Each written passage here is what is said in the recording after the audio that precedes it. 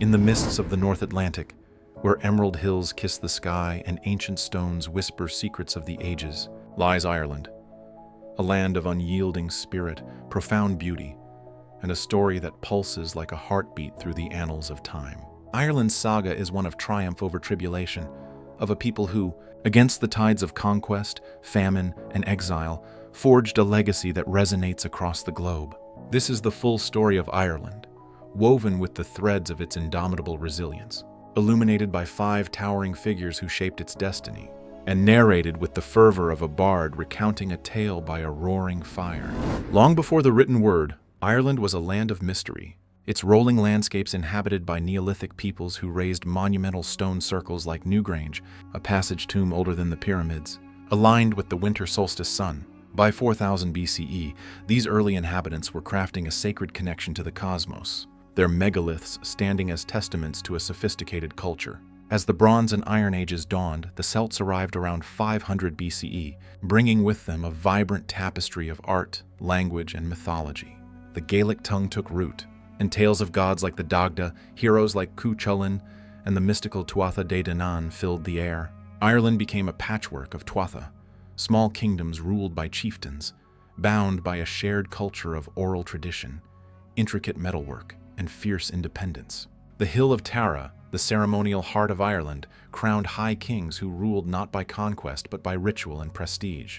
Christianity arrived in the 5th century, not with fire and sword, but with the gentle footsteps of a man who would become Ireland's patron saint, St. Patrick.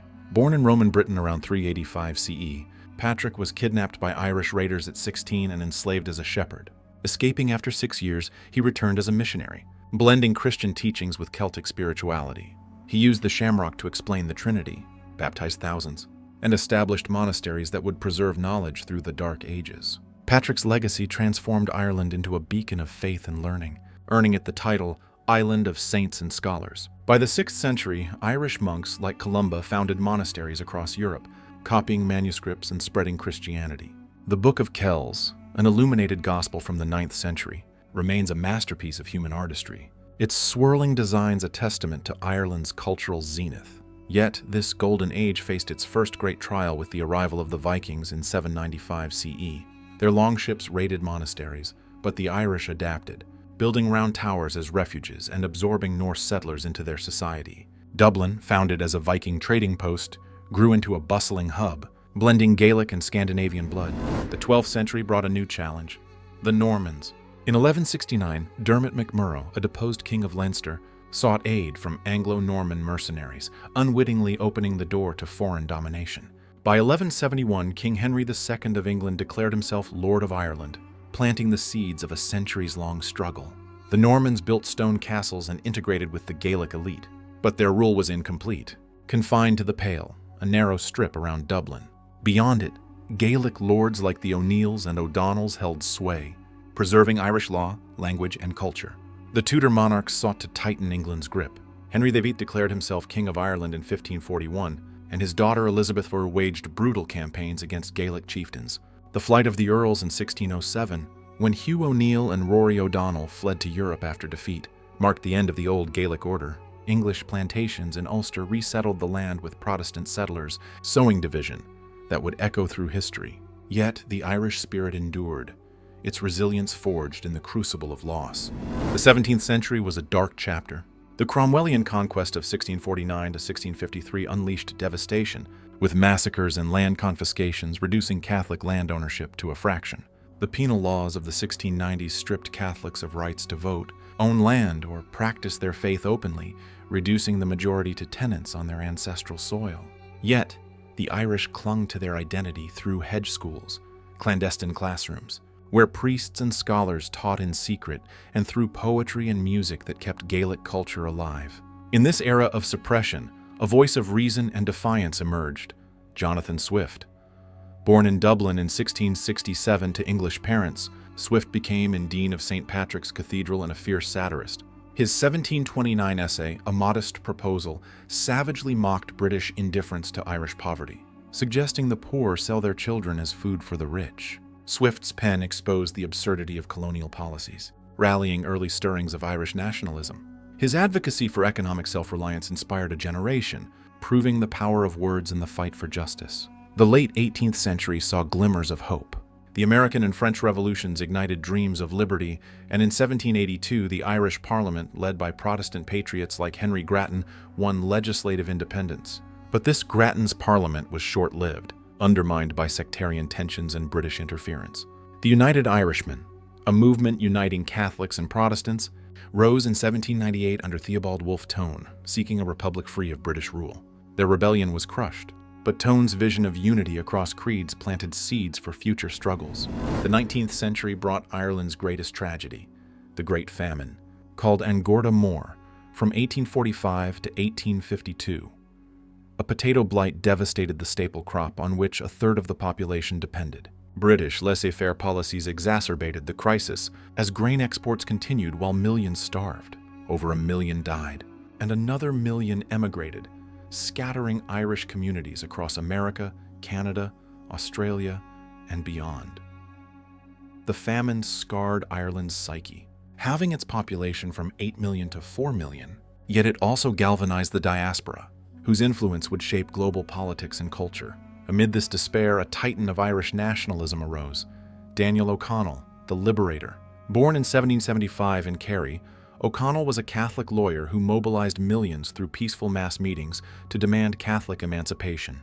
His campaign triumphed in 1829, restoring Catholic rights to sit in Parliament. Later, he sought repeal of the Act of Union in 1801, which dissolved Ireland's Parliament. O'Connell's nonviolent advocacy empowered the Irish to see themselves as a nation, his charisma and legal acumen forging a path for future leaders. His monster meetings, attended by hundreds of thousands, showcased the collective might of a people unbroken by hardship. The famine's aftermath fueled revolutionary fervor.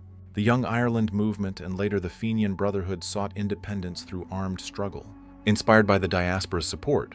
Meanwhile, cultural revivalists like the Gaelic League, founded in 1893, revived the Irish language and traditions, rekindling national pride. The early 20th century was a crucible of rebellion. The 1916 Easter Rising, a bold but doomed uprising in Dublin, proclaimed an Irish republic. Its leaders, including poet Patrick Pearse and socialist James Connolly, were executed, but their martyrdom ignited a nation. Public opinion shifted, and the Irish Republican Army, led by figures like Michael Collins, waged a guerrilla war against British forces from 1919 to 1921. Born in 1890 in Cork, Collins was a master strategist, orchestrating ambushes and intelligence networks that brought the British to the negotiating table. His charisma and pragmatism made him a folk hero, though his signing of the 1921 Anglo-Irish Treaty, which partitioned Ireland, sparked a bitter civil war. Collins was assassinated in 1922, but his vision of a free Ireland endured. The treaty created the Irish Free State, a dominion within the British Commonwealth, while 6 northern counties remained in the United Kingdom, forming Northern Ireland. The Free State evolved into a republic by 1949, but partition left a wound, fueling decades of conflict in the north known as the Troubles. The Good Friday Agreement of 1998 brought fragile peace, a testament to Ireland's capacity for reconciliation. Today, Ireland is a vibrant modern nation, its economy booming as the Celtic tiger, and its culture a global force. Irish literature, from James Joyce to Seamus Heaney, captivates the world. Irish music, from traditional reels to U2, echoes in every corner. The diaspora, numbering over 70 million worldwide, wields influence in politics, business, and the arts, from John F. Kennedy to Bono. In this modern era, a literary giant stands tall.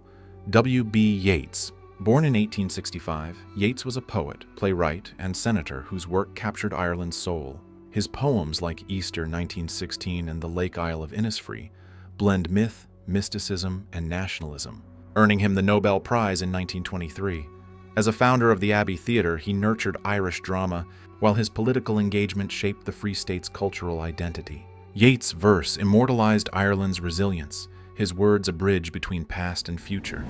Ireland's story is one of relentless resilience. From Viking raids to Norman conquests, from penal laws to the Great Famine, the Irish have faced trials that would break lesser spirits. Yet, they endured, their culture thriving in defiance of oppression. The Irish diaspora carried this spirit across oceans, building cities, shaping nations, and never forgetting the homeland. Ireland's influence, its literature, music, and ideals of justice, punches far above its size, a testament to a people who turned suffering into strength. The five figures, St. Patrick, Jonathan Swift, Daniel O'Connell, Michael Collins, and W.B. Yeats, are but stars in a constellation of heroes. From the monks who preserved civilization to the rebels who fought for freedom, the Irish have woven a saga of courage and creativity. Their resilience is a flame that burns eternal, their influence a song that echoes through time.